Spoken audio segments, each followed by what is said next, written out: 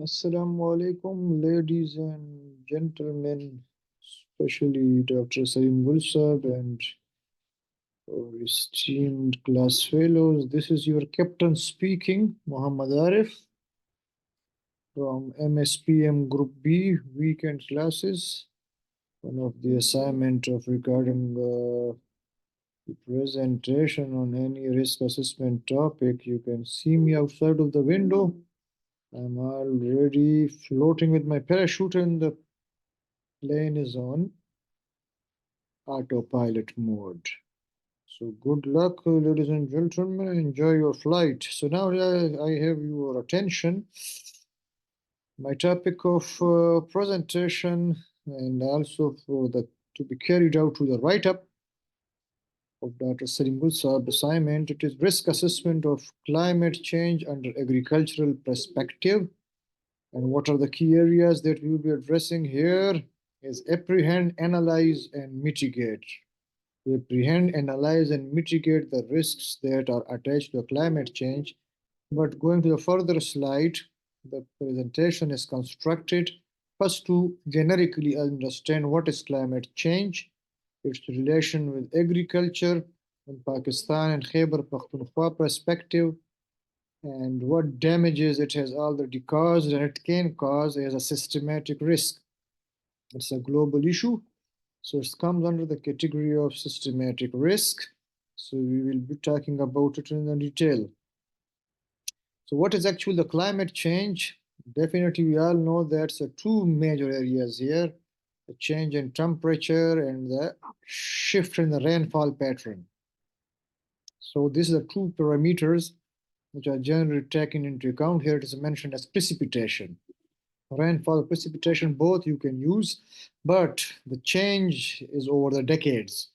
You cannot say that the climate change happened in a week or the weekly change in temperature from the morning to the evening to the night. This is not covered on the climate change. The actual change in the parameters that are specific to an area or a region or a country or a district or a province over decades, if you see a change in it and you record it and it's influencing the life and livelihood and the economic earnings and the country's position in the market, each and everything, if it is affected by it, then we will call it a climate change in its actual motion. So the climate change, why it is happening, why it was not happening before, it's very simple. So two type of sources are mentioned here: internal processes or the external forcing. So the internal natural processes contributing to the climate change, that was the disasters that happened before the human intervention. But to be honest, presently we are anthropogenic. Human activities we are actually causing what's going on right now at this very day of January end, 25th of January.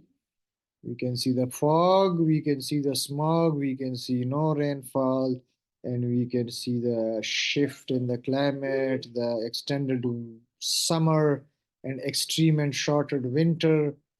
All of this is because of our human activities, and it is again various subtopics, and that is deforestation, urbanization, desertification, reforestation. And within the urbanization, you know, all that happens in the town. It comes down to the vehicles, to the daily household activities, to the sewerage water, to the agricultural activities, to the industrial activities. It's all contributing to the climate change. Now, what's the position of Pakistan in the index of 2018? It's also translated later on as well, and figures are added to it. But Pakistan is still in the top 10. The German Watch Berlin 2018, it was in the position number 8, and the losses of that was $3,826 million of total 145 extreme climatic events that happened up to 2018. Now, I'll have to update this data in my write-up up to 2022 data will also be included, and our position will further worsen And the figures of losses in $1 million.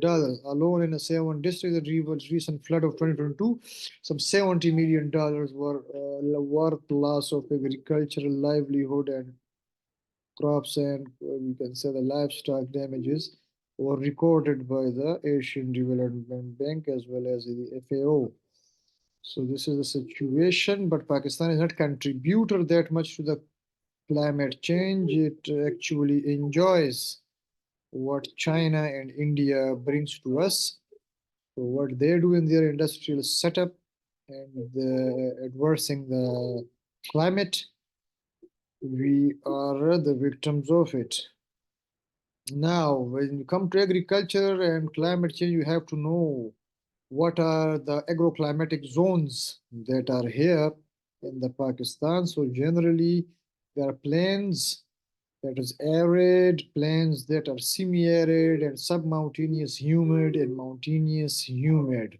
So you can see the colors and its attachments and the distribution of the area or countrywide. So it's a figure from the NERC, PRC, Pakistan Agriculture Research Council, National Agriculture Research Council, Islamabad. So this data is taken from there. So just for your information, we have 7 agroecological zones inside of the Khyber Pakhtunkhwa, but this is the overall picture of our beloved country. Now coming to Khyber Pakhtunkhwa, we have 7 out of 9 agroecological zones of the country in our province. So it's mean that our province is pretty much dynamic when it comes to agroecology. And what does we mean by agroecological zone? It technically means a very specific parameters. It is the rainfall, temperature, snowfall, elevation, and topography, and the soil type and the type of crops that we can grow there comes under this domain. KP is highly vulnerable due to its huge ecological zone. So this huge agroecological zone diversity makes such more vulnerable agriculturally to the risks associated with the climate change and its negative effect on agricultural production and productivity and the losses therein and the effect, socioeconomic effect on the livelihood of the farmer, their direct stakeholder, and us that enjoy the production of agriculture sector as an indirect stakeholder. We also have the world's largest flora, 90% unprotected in Himalayas, Hindu Kush, and Karakoram. So you should know that the difference between flora and fauna. Fauna is distribution of other than plants species, and flora is distribution of plant species over a given area. So climate change badly affecting most of the renewable and non-renewable resources, and we see the extreme climate events in the form of floods, earthquakes, and the most damaging to agriculture is the shifting of seasonal pattern and the rainfall. We'll be discussing it later. The very facts regarding this we are observing in Khyber Pakhtunkhwa and also in Pakistan, and right now we are also experiencing it is a shift in rainfall distribution and pattern, very much damaging for agriculture because 49% of cultivated land in Khyber Pakhtunkhwa is rain-fed. You can also call it Barani land. So 1.8 million hectares is what is cultivated each year in Khyber Pakhtunkhwa, and out of this 1.8 million hectares, you can do the maths, 49% goes, the area goes toward the south, even the central zones of the Khyber Pakhtunkhwa, that is rain-fed. Shortening of growing period and variant season pattern as we shift in the season pattern. So the winter is squeezing and the summer is expanding. And then again, we expect increase in temperatures, high and low extreme climatic events. It has an effect on our health, but it has more effect on the plants because they're more vulnerable and they are more unable to protect their own selves than we do. And we have the resultant very extreme climate events which we have observed in 2010 and recently in 2022 in the form of floods, droughts, and yes, the technical part, the overlapping of agroecological zones, the patterns and the specific parameters of one agroecological zone is now found in another agroecological zone. So that is not a opportunity, there's actually a very systematic risk.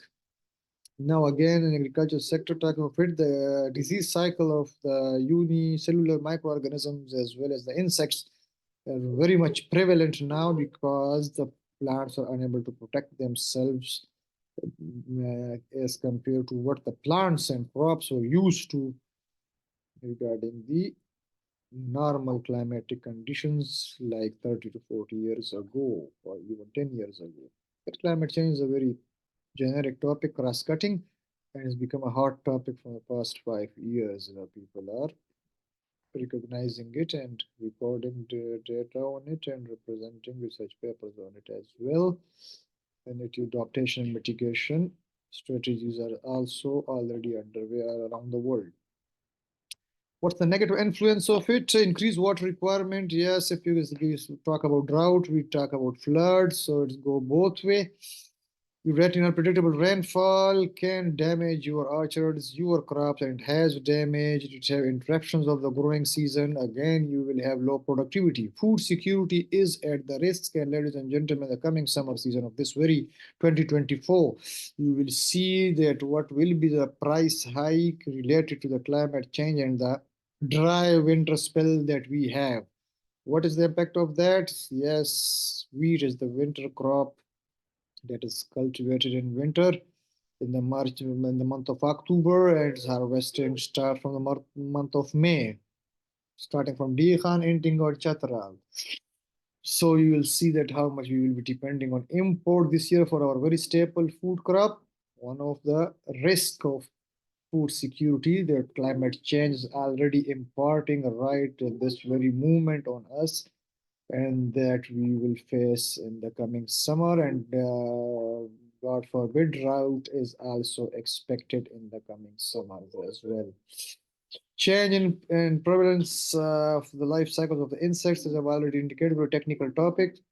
It's not, I should say, the right forum to discuss it. Neither you will understand it at this position. But you can see that we have crops, and each crop have a specific temperature requirement.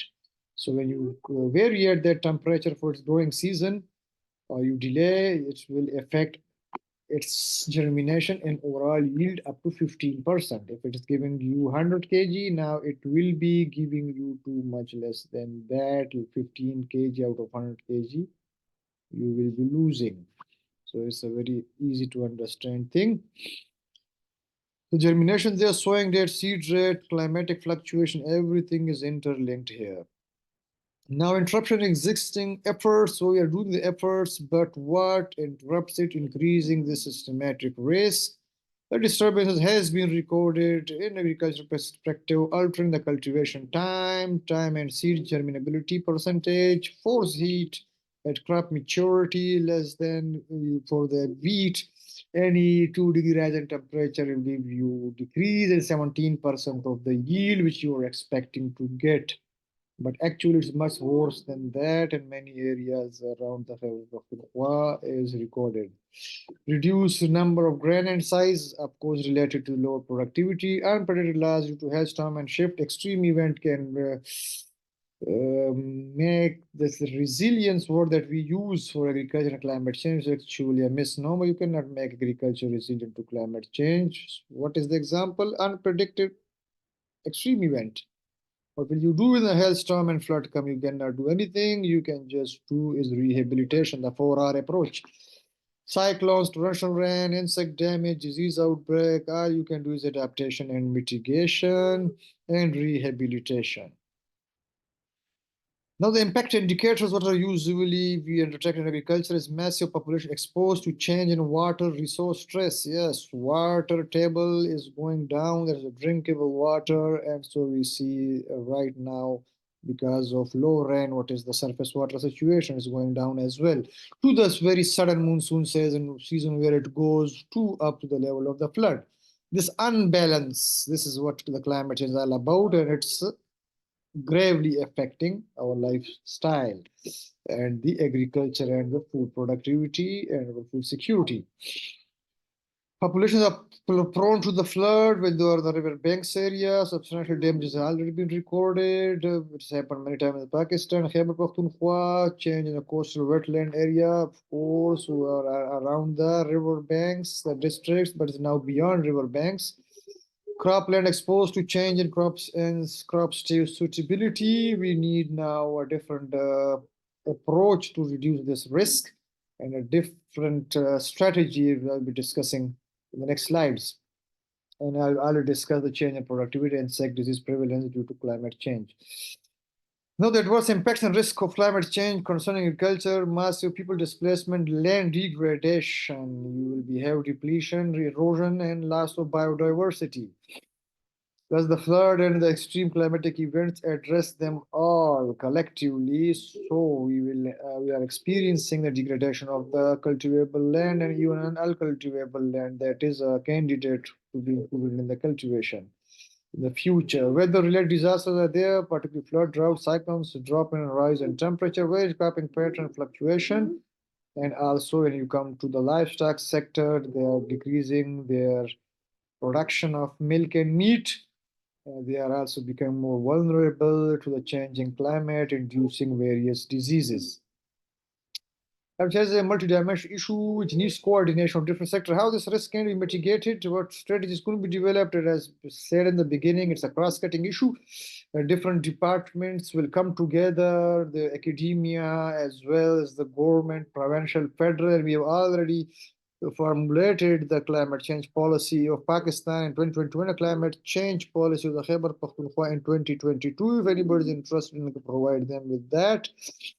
Environment, greenhouse gases, we know what's the main cause of this climate change. Anthropogenic activities, the greenhouse gases, carbon dioxide, monoxide, NOxes, which we shake our nitrogen monoxide and nitrogen dioxide, ammonia gas, which is all coming from the agricultural activities as well as human anthropogenic activities, which is adding up in adding further and adverse in the climate change. We need infrastructure protection. Specifically, we should design the strategy for the gray construction areas, that is the brick and mortar areas. How can we protect our towns, our buildings, our houses? It's very simple that you have to construct houses or buildings that are somewhat flood resilient.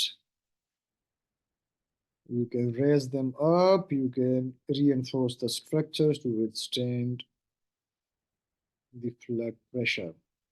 Agriculture resource management and biodiversity conservation. It's time for conservation, ladies and gentlemen. We have to conserve what we have. We have to harvest the water. We have to conserve the water. We have to build resilient structures to mitigate the floods as well as the flash floods and the floods associated with the over rainfall. How can we do it? We can do it by constructions of dams and mini dams. We can do it by what we call it in agriculture, the protection walls, in the catchment area management. That is the rainfall catchment area in the mountainous zone, which leads to the landsliding as well as the flash floods. And the very long-term mitigation strategy of climate risk to agriculture, how can we reduce it? Which I've talked about the ecological zones overlapping, is developing new crop varieties. We have to develop new crop variety, and it should be coming up every 2 to 3 years in good numbers, specifically of the staple food crops. And the staple food crop is come the rice, wheat, rice, and maize on top of it is in a food basket. Later on, it turns to the high value agriculture, that's vegetables and fruits, and also the pulses. So you have to develop these varieties, and already agriculture department is working on it and spending too much on it. And we're also having Asian Development Bank project recently, very much targeted towards the climate change and development of new varieties, spending $88 million on it, which will start recently. So government is well aware. The agriculture sector is a cross-cutting sector, influencing the life. So the identified risks and its mitigation strategies should be robust, because each and every one of us is a direct and indirect stakeholder in it. Furthermore, what are some adaptation possibilities? Well, adaptation is means that you get along with it, and mitigation is that you reduce the climate risk and its impact and the devastation it can cause. How can you reduce it? So the possibilities You can alter sowing dates. Use of new crop varieties is a good term, long-term strategy for reducing the climate risk on the agricultural perspective. Advanced season weather forecast, environment department come under in recording the data, early warning systems, disaster risk management and reduction strategies. These are all directed toward the adaptive measures as well as the interlinked mitigation measure for decreasing the climate systematic risk in our country and our province. Changes in irrigation methods, you no longer should be going for the flood irrigation method. We should be moving towards more crop per drop, conserving the water, shifting to high efficiency irrigation systems. And you don't need to learn what it is, a technical area, and you won't understand right here in this presentation about it. So stick to risk and the generic overall picture that I'm trying to give here. Change in planting techniques, yes, there's another technical area. Use of resource conservation technologies, and you should not be going into detail. You understand it. Rainwater harvesting, rain-fed areas, very simple. I can make you understand this one pretty much easily. That you can harvest the water. Which water? The water is coming from the rain. From the rain, how you can store it? You construct water storage ponds and water storage tanks. Why you do that? So you have water when there is shift in the rainfall available for irrigational purposes and agricultural production in the rain-fed area of Khyber Pakhtunkhwa. What should be the research priorities to decrease this climatic risk? Diverting efforts towards the precision agriculture. What is precision agriculture? Precision agriculture is that you conserve your resources, you develop your land according to minimize use of input and maximizing your output. Use efficiency, that is called crop modeling, new crop adaptation, situation of climate change, water harvesting techniques, and then it's a very like, little bit technical area, which is off-season agriculture production area, includes the controlled environment of growth chambers and hydroponics techniques. So you don't need to know that, but it all do we consider them to reduce the risk attached with the climate change and agriculture that affects the food security. Vertical increase through protected vegetable production. This is another technical area. Modified plantation of orchards and brine steeps, establishing new cropping pattern, testing new crops, and estimation of crops through different models and techniques, which we generally call simulation modeling for agricultural development. Now, what are the requirements in the climate change perspective? Technological, yes, of course, technology equipments, capacity building of scientists to mitigate this risk of climate change in agricultural perspective. We have already established climate change centers. University of Agriculture Peshawar also having a planning and development department of Khyber Pakhtunkhwa, and agriculture department as well as practically doing its efforts to control this.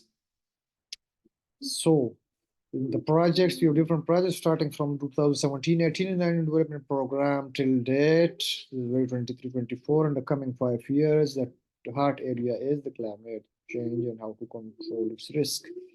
The conclusion is that agricultural production in Pakistan predominantly irrigated. 60 to 80% of its water comes from a snow and ice melt. That is how our rivers are regulated, if you know. The impacts of climate change are generally negative.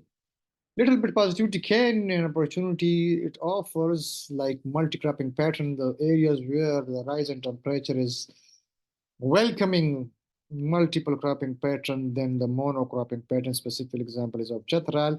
But the negative impacts, as we all have observed, and to date we are observing as well in the coming future, maybe, God forbid, we will observe more as a fact that climate change is devastating our lives. The large variability of river flows caused by glacier melt will make irrigated areas highly vulnerable and already proven itself in 2010 and 2022, and it will do it again if we don't wake up properly. Variability in frequency and rainfall will also adversely affect productivity of rain-fed areas. It's not just the rain-fed areas that will affect its productivity. All in the settled areas also face the music, and this music will start from this very Ramadan. And the price hike will be directly associated with, because we will be going for the import, and the government will be unable to provide subsidy or control the price to this level. So there is deep economic roots associated with climate change and its systematic risk and the strategies therein, but it's a long-term ongoing process and will continue. It requires cross-cutting efforts, and each and every individual should be up to the mark for it and accept it and work for it and educate the uneducated about it and the measures that has been taken and should be taken in this regard. We have discussed that rising temperature led to cost shortfall in wheat production, but it's more than 6 to 8%. We're now crossing 20%. In rice production, it's the right figure, 50 20% up to the end of this century means our 21st century, but the figures can get worse. It's unpredictable. The land resource likely to be degraded further due to waterlogging, salinity water, and wind erosions related with the climate change. So it's an area of agriculture as well as the Environmental Protection Agency, Environmental and Forest Department, and we're already working on it, but require more efforts and billions of dollars. If to the above will be loss in production caused by increased frequency, intensity of floods and droughts. Yes, it's unprecedented, but we can mitigate rather than going for rehabilitation. What is the problem in Pakistan? We generally go for rehabilitation, the passive approach rather than active approach of the adaptation and mitigation. Those strategies are already getting popular, and we are as a government, and we should as an individual focus on that. As in our household in general, in our society, as charity begins from home, and the households construct the society. So this is the area we should be implementing it on the daily basis, getting aware about it regarding the use of water in our homes, regarding the use of fossils at our homes. We are all educated people, and this thing is real. Most of the above challenges can be met by developing appropriate climate risk adaptive measures well in time to counter the negative impacts rather than going for the 4R approach of rehabilitation, reconstruction, and resettlement. We can go for the mitigation adaptation that it shouldn't affect us to that level at the first time. We shouldn't be, we are so prone to this thing that, okay, the disaster hit, we know it was coming, and we were not doing any mitigation strategies that can reduce its damages. And then we are out to looking to the world to help us in rehabilitating, and we love to earn that disaster related dollars and influx of it. A country that earns from its emergencies, so it's a shitty business.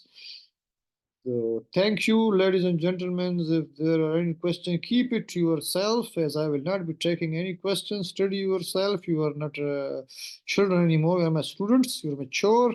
Try to act mature, and Allah Hafiz. Be happy and be safe.